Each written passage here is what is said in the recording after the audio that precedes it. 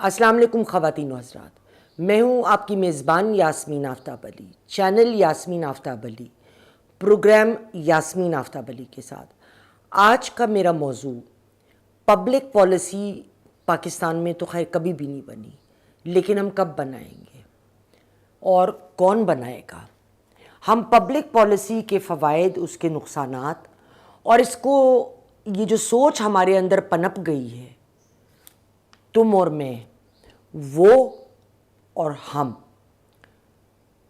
یہ کہاں سے شروع ہوئی، کیوں شروع ہوئی، اس کے محرکات کیا ہیں، اس کے فوائد کیا ہوتے ہیں پبلک پالیسی کے، اس کا کام کیا ہوتا ہے۔ لیکن خواتین و حضرات، اس سے پہلے ہم اپنا پروگرام شروع کریں، اگر آپ نے چینل یاسمین آفتاب علی کو سبسکرائب نہیں کیا تو مہربانی کر کے بیل آئیکن دبا کر چینل سبسکرائب کیجئے۔ پروگرام پسند آئے لائک کریں، شیئر کریں، کمنٹ باکس میں کمنٹ دینا نہ بھولیں۔ World equality data base report کے مطابق پاکستان کے 10% گھرانے ملک کی 42% انکم کھا رہے ہیں، جبکہ باٹم 50% لوگ صرف 13% آمدنی کا حصہ لیتے ہیں۔ اب یہ ظاہر ہے یہ وہ لوگ ہیں جو بلو پاورٹی لائن ہیں، اور یہ 50%۔ اب وجہ کیا ہے؟ پبلک پالیسی نہیں بنائی گئی۔ پبلک پالیسی ہوتی کیا ہے؟ وہ ہر چیز کو اثر کرتی ہے اس پہ، چاہے وہ تعلیم ہے، ہیلتھ کیئر ہے، معاشرتی ضروریات ہیں، سوشل ویلفیئر ہے، اکنامک گروتھ ہے۔ اگر آپ کی ایک پبلک پالیسی نہیں ہے تو آج آپ نے یہ کر لیا، آج لیپ ٹاپ بانٹ دو، آج ہم اورنج بلٹ ٹرین بنا رہے ہیں، نو پبلک پالیسی، تو آپ بلائنڈ جا رہے ہو، اس سے عام لوگوں کا بھلا نہیں ہوگا۔ آج ہمارا پروگرام پبلک پالیسی پہ ہے۔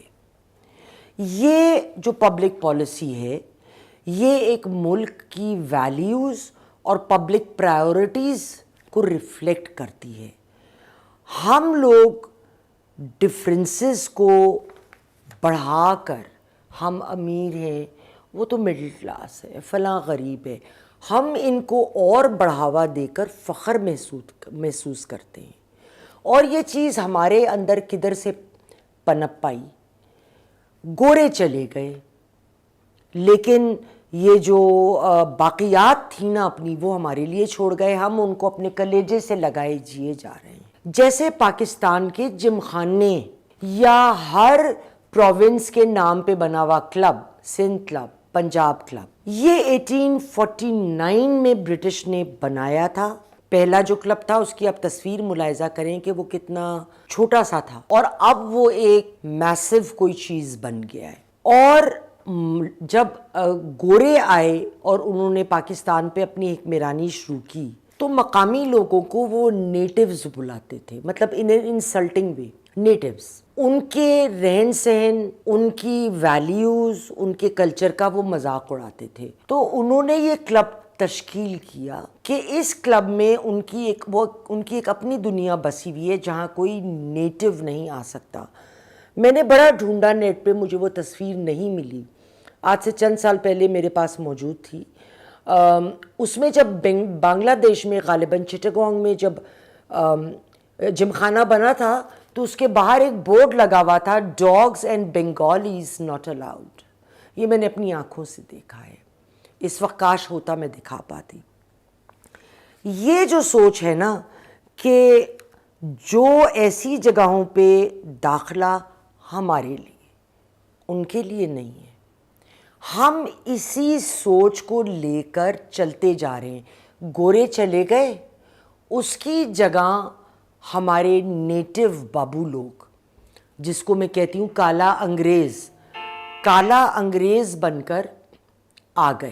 اب ہمارے معاشرے میں فرق صرف یہ تھا، ابھی ہے، کہ گوروں کی جگہ نیٹیوز نے لے لی، بارسوخ اور پیسے والے لوگ۔ جب تک ہماری سوچ میں وہ اور ہم بنا رہے گا، اور صرف ہم اس کو کنورٹ نہیں کہیں گے کہ ہم نے جو کام کرنا ہے وہ ہم سب کے لیے کرنا ہے، صرف کسی طبقے کے لیے نہیں کرنا، جب تک ہمارے ہاں ہم اپنی جو بنیاد ہے اس کو درست نہیں کر سکتے.